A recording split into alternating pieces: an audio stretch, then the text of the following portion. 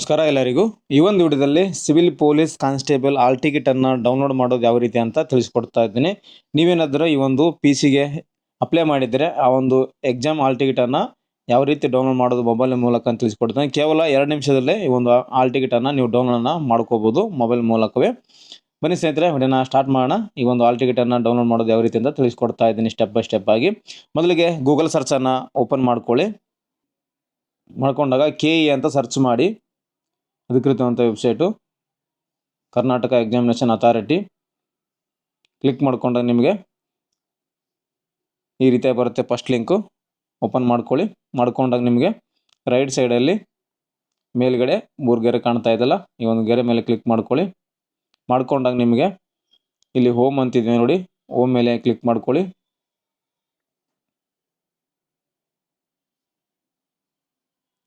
Home click ಮಾಡ್ಕೊ home ಪೇಜ್ಗೆ ಬರುತ್ತೆ. ಮತ್ತೆ ನೀವು ತಿರ್ಗಾ ಈ ಒಂದು 3 ಗೆರೆ ಮೇಲೆ ಕ್ಲಿಕ್ ಮಾಡ್ಕೊಳ್ಳಿ. ಮೊಬೈಲಲ್ಲಿ ಡೈರೆಕ್ಟಾಗಿ ಬರೋದಿಲ್ಲ.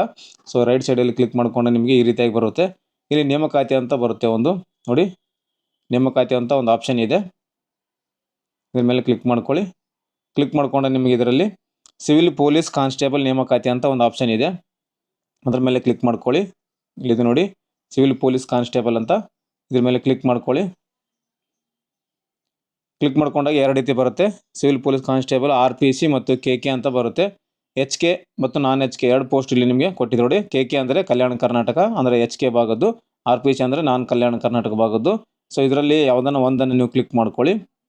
ಕ್ಲಿಕ್ ಮಾಡ್ಕೊಂಡಾಗ ನಿಮಗೆ ಡೈರೆಕ್ಟಾಗಿ ಈ ರೀತಿಯಾಗಿ ಬರುತ್ತೆ. Civil police constable RPC KK ಪರೀಕ್ಷೆ ಡೌನ್ಲೋಡ್ ಲಿಂಕ್ ಅಂತ ಬಂದಿದೆ. ಇಲ್ಲಿ ನೀವು ಈ ಒಂದು ಲಿಂಕನ್ನು ನೀವು ಕ್ಲಿಕ್ ಮಾಡ್ಕೊಳ್ಳಿ. ಈ ಒಂದು ಡೈರೆಕ್ಟ್ ಲಿಂಕನ್ನು ಕೂಡ ನಿಮಗೆ ಡಿಸ್ಕ್ರಿಪ್ಷನಲ್ಲಿ ಕೂಡ ಹಾಕಿರ್ತೀನಿ. ಡೈರೆಕ್ಟಾಗಿ ಕ್ಲಿಕ್ ಮಾಡಿಕೊಂಡ್ರೆ ಡೈರೆಕ್ಟ್ ನಿಮಗೆ ಈ ಒಂದು ಲಾಗಿನ್ ಪೇಜ್ಗೆ ಬರುತ್ತೆ. ಸೊ ಇದನ್ನು ಇಲ್ಲಿ ನೀವು ಮೊದಲಿಗೆ ಎಕ್ಸಾಮಿನೇಷನನ್ನು ಸೆಲೆಕ್ಟ್ ಮಾಡ್ಕೋಬೇಕು. ಇಲ್ಲಿ ನಿಮಗೆ ಮತ್ತೆ RPC ನಾನ್ ಕಲ್ಯಾಣ ಕರ್ನಾಟಕ KK ಅಂತ ಕೇಳುತ್ತೆ.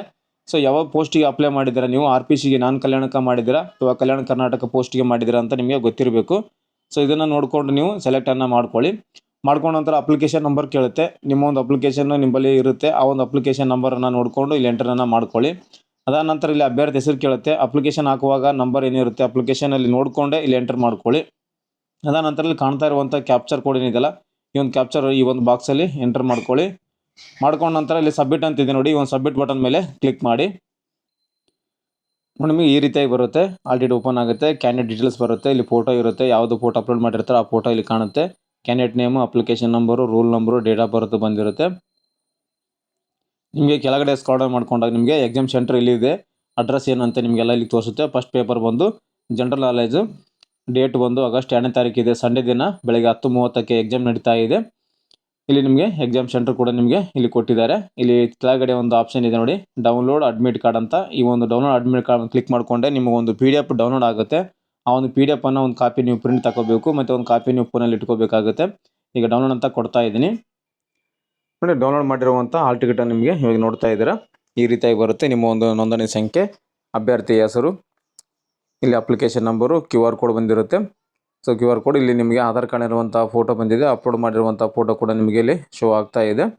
ಸೊ ಇದನ್ನು ಬ್ಲರನ್ನು ಮಾಡಿದ್ದೀನಿ. ಈ ರೀತಿಯಾಗಿ ನೀವು ಒಂದು ಹಾಲ್ ಟಿಕೆಟನ್ನು ತುಂಬ ಈಸಿಯಾಗಿ ಡೌನ್ಲೋಡನ್ನು ಮಾಡ್ಕೋಬೋದು. ಒಂದು ಕಾಪಿ ಪ್ರಿಂಟ್ ತೆಗೆದುಕೊಳ್ಳಿ. ಕಲರ್ ಪ್ರಿಂಟ್ ಬೇಕಾಗುತ್ತೆ. ಎಕ್ಸಾಮ್ಗೆ ಹೋಗುವಾಗ ಸಂಡೇ ಇದೆ, 2ನೇ ತಾರೀಕಿದೆ ಆಗಸ್ಟು. ಕೆಳಗಡೆ ಎಕ್ಸಾಮ್ ಸೆಂಟರ್ ಡೀಟೇಲ್ಸ್ ಇರುತ್ತೆ. ಸೊ ಈ ರೀತಿಯಾಗಿ ನೀವು ತುಂಬ ಈಸಿಯಾಗಿ ಡೌನ್ಲೋಡನ್ನು ಮಾಡ್ಕೋಬೋದು ಸ್ನೇಹಿತರೆ. ಈ ಒಂದು ಮಾಹಿತಿ ನಿಮಗೆ ಉಪಯುಕ್ತ ಆಗಿದೆ ಅಂತ ಅನ್ಕೊತೀನಿ. ಇದರಲ್ಲಿ ಏನಾದರೂ ನಿಮಗೆ ಡೌಟ್ಸ್ಗಳಿದ್ದರೆ, ಏನಾದರೂ ಎರರ್ ಬರ್ತಾ ಇದ್ದರೆ, ಏನಾದರೂ ಪ್ರಾಬ್ಲಮ್ ಇದ್ದರೆ ಕಮೆಂಟ್ ಮಾಡಿ. ಏನೇ ಒಂದು ಸಮಸ್ಯೆ ಇದ್ದರೂ ನಾವು ನಿಮಗೆ ಸೊಲ್ಯೂಷನನ್ನು ಕೊಡ್ತೀವಿ.